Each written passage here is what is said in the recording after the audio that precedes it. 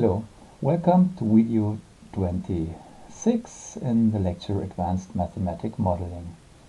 So in the last videos we looked at random walks, and that essentially are sums of random numbers, and then we considered if we know the distribution of the increments, so what's happening to the distribution of the moments of our random walk, the position of the walker x.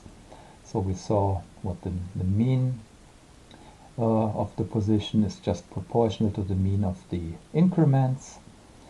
And for the second moment of x, we found this expression. So it goes like the time times the variance of the increments, and then plus this correlation sum. But if we have independent increments, then we can forget about this, and then we saw that this second moment, so the mean square displacement, goes proportional to time. And we have also visualized this random walks. We've seen this power law behavior in the mean square deviation, but what we didn't really consider is what is the probability distribution. So far we only described the moments of the position of the walker, but not of the probability distribution. But we can assume that the probability distribution will be a distribution which will be centered around 0 and will be decaying to the sides here. And so the question, how can we calculate this? So we're addressing the question, what's the probability distribution of an unbiased random walk? And so what we will do this for the most simple case where we have where the increments follow a Bernoulli trial. And now when you remember, we looked at some point at the binomial distribution. So we said we take a fixed number n of Bernoulli trials, yeah? And then we wanted to know what's the probability to have k successes, and this was given by the binomial distribution, which looks like this. And now, when you think about this, you can interpret this repeated binomial Bernoulli trials as a random walk. Yeah? So because in every step you go left or right with a certain probability, and then we ask what is the probability to have exactly k steps to the left. Yeah, so that means the other steps have been to the right, and then we so the probability to have made these steps, we end up with a binomial distribution. So we can assume already that the distribution here of our walker will have something to do with the binomial distribution. But let's look at this in more detail. And let's try to calculate this really for our random walker. So we assume each step of the walker is taken from independent Bernoulli trials, and we want to have an unbiased random walk, so we have the probability p as 1/2. So that's the most simple case that we can imagine. Here we go only step left or step right, and we have equal probabilities. And now we can think, what's the net movement? So let's assume that the walker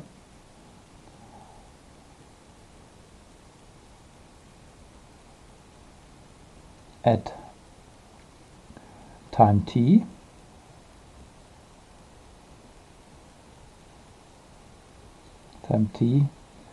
made m steps to the right. This means he made t minus 1 steps to the left. And then the net movement, net displacement,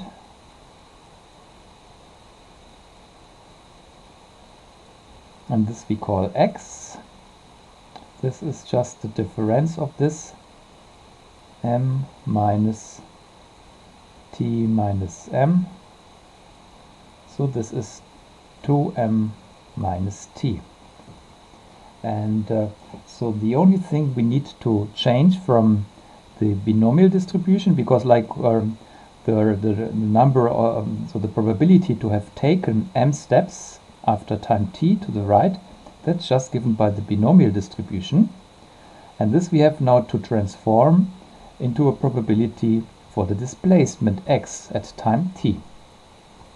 So, but we can write down, so this probability p to have taken m steps to the right at time t, that's our binomial distribution t over m times 1 over 2 to power t, yeah? Because like we have the more simple case that the probability is 1 over 2, and then the binomial distribution is simplified like this. And now we have to think like what was this t over m, and so we have this combination of faculties, t faculty over m faculty times t minus m faculty times 2 to minus t. So that's our probability distribution. And now we want the distribution of the displacement x as a function of t. And so now the question is, how can we rewrite this as a function of x? And of course we, as usual, we want to get rid of these faculties because this get incredibly large numbers, but we divide over them, so something should cancel out. And now you can remember, so we had this birthday problem where we had similar terms. So we again, so and basically I showed you all the techniques in order to solve this now in the birthday problem. So actually at this point you have now 3 options. Option 1, and that's my preferred choice for you, stop the video, take your paper and pen and try to calculate this probability p of x, yeah, where you're allowed to use all the tricks that we used for deriving our probability distribution of the birthday problem. Choice 2 would be, okay, just follow my calculation and I go again through the same steps more or less. Or you can also feed forward in the video, because basically I just repeat the same steps I did in the birthday problem to derive the probability distribution. Okay, so, but I recommend you try it first on your own. So we apply Stirling. First, that's the starting point here of the whole thing. And the Stirling, we want to use the formula for the faculty that we can approximate this as square root of 2 pi t times t over Euler number e to power t. So now our job is, so we need to take this formula in here, plug this in for all faculty terms, change variables so that instead of m we have a variable x, and again we want to make some approximations, and the approximation that we want to do is that the displacement of the walker will be much smaller than time t, and we know this because the displacement goes with square root of t, so we will use the approximation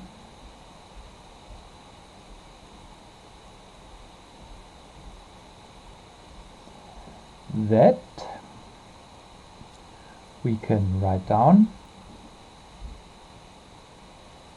that x over t, so the displacement over time, that this should be small number. This we will call epsilon, and this should be small. And so we will use this approximation.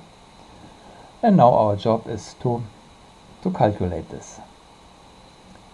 Okay, so the first is what we can do. We simply plug in the Stirling formula here.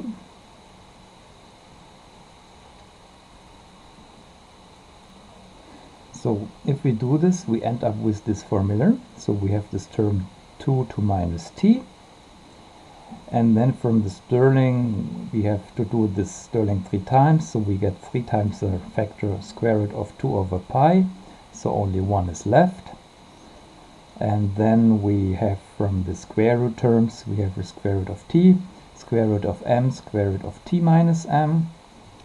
Then from this term t to power t, so we get t to t, m to m, t minus m to power t minus m. And then from this exponential terms we get e to m, e to t minus m divided by e to t. So and now we can simplify things. So maybe first you see that this here cancels.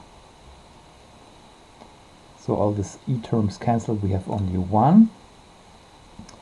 And then now we have here 2 expressions, and so we call the first expression capital A and the second expression capital B. And let's first calculate A and then let's calculate B, and then we put everything together. So let's look what is our term A. So we have here this combination of square roots, so we can write this as the square root of t divided by m times t minus m. So, and now we want to change it in the way that we can use this approximation x over t. And you see x, basically displacement goes proportional to the number of steps to the right. Yeah? So basically we have to try to write it in terms of something like m over t. Here. And so what comes to mind is that we write this as m over t. And so we write this as 1 over something. You will see we have then power minus 1. So we have m over t. And then we have now we have t minus m, so we write this as 1 minus m over t times t, and this whole thing goes to power 2 minus 1 over 2. Yeah? And so you see, so when you see that's exactly the same expression. But now we have here m over t, that's not exactly what we want to have. We want to have x over t, but it's already of the same form. We have the form of m over t, and then times t. But now we have to see what's m over t in this limit. And this maybe I calculate down here. So first, from this, let's see what is how is the number of steps to the right, how is m related to t and x. So you see m equals t plus x over 2, and then m over t is just 1 over 2 times 1 plus x over t, and this is now our small number. So m over t is 1 over 2 times 1 plus epsilon. So we have this m over t, and 1 minus m over t is then just 1 over 2 times 1 minus epsilon. Maybe I write this also.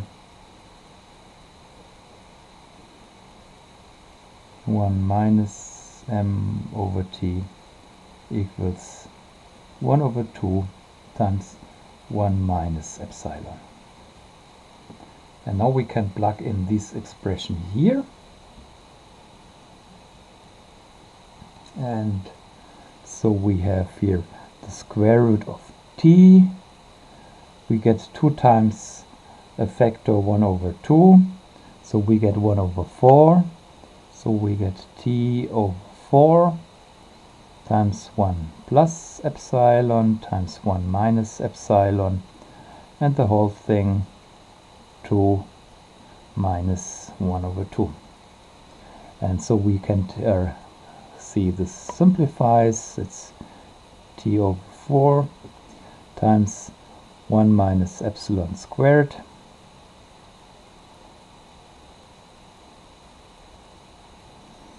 and now we assume epsilon is very small compared to 1, so we can just forget this term. And so we see, okay, that's an approximation. This is about 2 divided by square root of t. And with this we have solved our first term a. Now let's look what is our next term b. So let's look at b. So we have here this. Let's rewrite all this powers a little bit, that we write it in the form t over t minus m to power t times t minus m over m to power m. So I rewrote it in such a way that I have here only terms in power t and here terms in power of m. So the next step will be, again, I want to rewrite these expressions that I can use combinations of m over t. So that's what I want to do. So you see on the left hand side, that's very straightforward. So you have here 1 over 1 minus m over t. That's just this here to power t. And now you have to see when you plug in this m here, this m, if you plug in this, and then you will see, so the second product here is t minus x over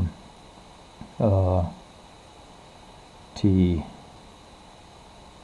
plus x, and m equals t plus x over 2. So we have rewritten this a little bit, and now we use our formula with this epsilon. So we have here 1 over 2 times 1 minus epsilon, the whole thing to power minus t.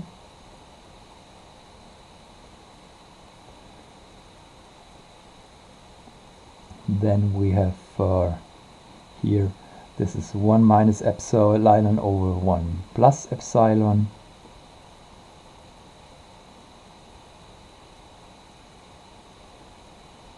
To power t over 2 times 1 plus epsilon, and we have expressed this here. And now we have a lot of combinations here of epsilons, and so we can write this as 2 to power t times 1 minus epsilon to minus t times 1 minus epsilon to t over 2 times 1 plus epsilon times 1 plus epsilon to power minus t over 2 to 1 plus epsilon. Okay, maybe it gets a bit longish, but it's straightforward. So we just use this expression, rewrote everything in terms of m over t, so we can use our approximation. And now we have a term which just depends on t and our small number epsilon. But now we have to resolve all these things here.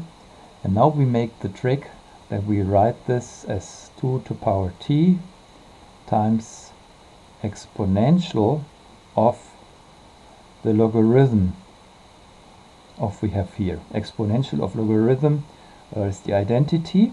So this means we have to take the logarithm of this, and this helps us to simplify stuff. So let's see what this will lead us.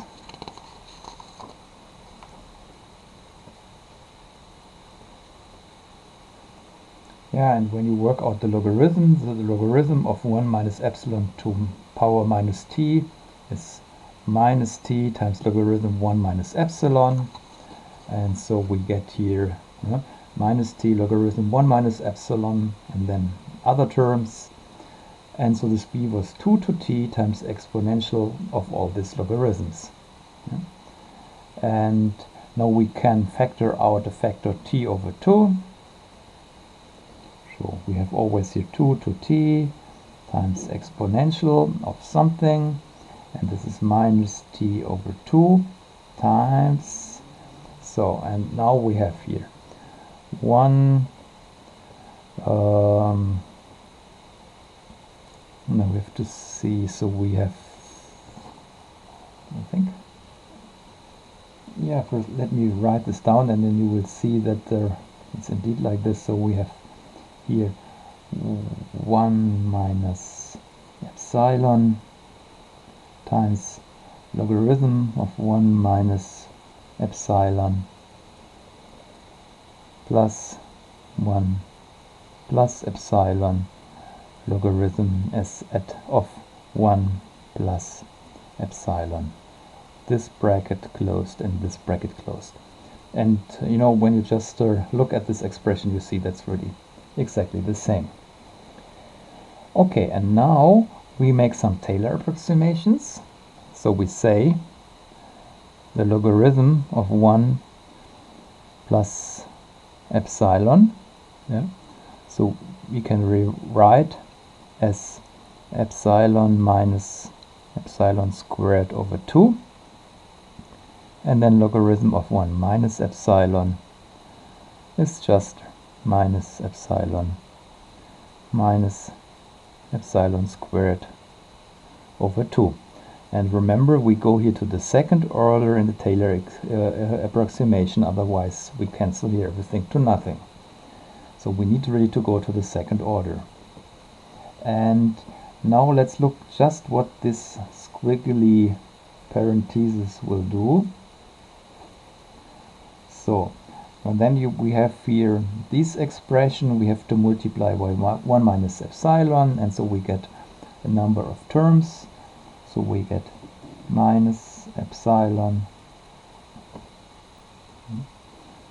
So this combination of terms, you know, we have here 4 terms, because like here we have the sum, and here we have the sum. You multiply everything out, you get all these terms here. Then you see suddenly a lot of things cancel, minus epsilon, epsilon cancel, and a lot of other things cancel, and this exactly simplifies just to epsilon squared. Yeah? So all this parenthesis here is just epsilon squared. And so this b equals 2 to power t times exponent minus t over 2. And now what we have here is epsilon squared. And wow, again, suddenly everything simplifies wonderfully. So we have 2 to power t, and then exponential, maybe plug in this epsilon was x over t, and so we have exponential of minus x squared over 2t. Okay. And now we plug everything together. So now we were interested in our distribution. Now our distribution depends on the displacement and the time. And so we have here this 2 to minus t times 1 over square root of 2 pi. We have 2 over square root of t,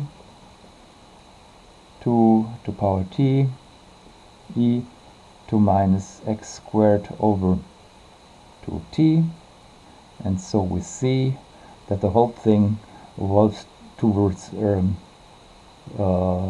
normal distribution, so we have here 1 over square root of 2 pi t times e to minus x squared over 2t.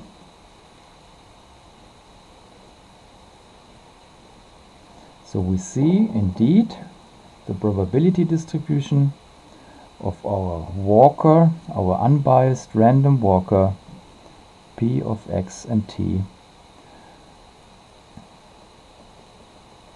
goes to a Gaussian distribution with here a standard deviation which goes with the square root of t. And so we have a Gaussian distribution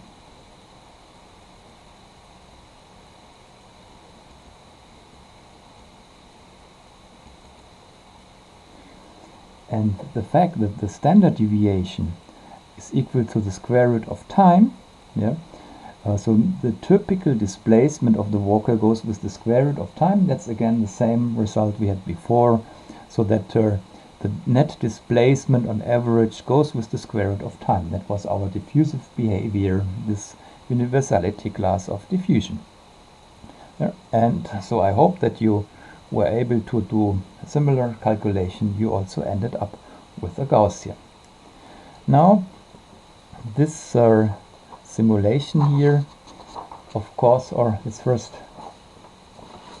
look at this again. So this means here, if we have here this movement, every realization of the walker ends up in a different trajectory, but after a certain time the distribution of the displacement is exactly the Gaussian distribution.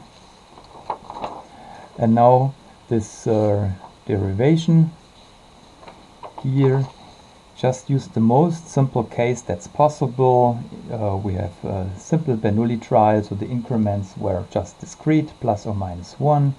We had it unbiased and so on. So what happens if we have more interesting, more complicated situation where the increments are not from a simple Bernoulli distribution? It's not biased. What can we say then? But we want still that the walkers are, the steps are independent. So basically, then we would assume that maybe again we find a Gaussian. Could this be the case? Because why should we suspect this? Because I said, like, we have this universality class of diffusion, and the microscopic details shouldn't play such a big role. And in fact, that's also what happens, even though I cannot derive it to you here. But that's a fundamental theorem. That's the central limit theorem.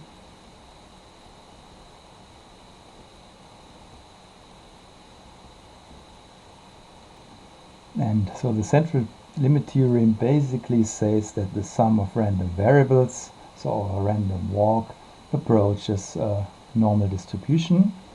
And so we can, so this theorem goes like this. So we want to know what's the sum of many independent, identically distributed random numbers.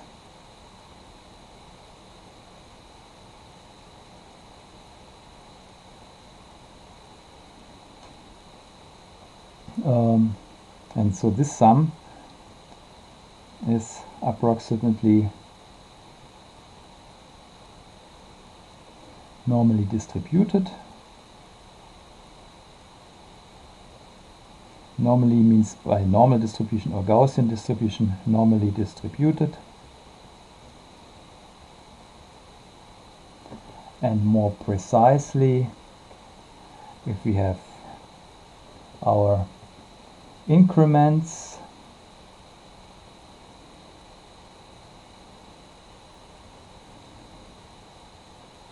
E1, E2,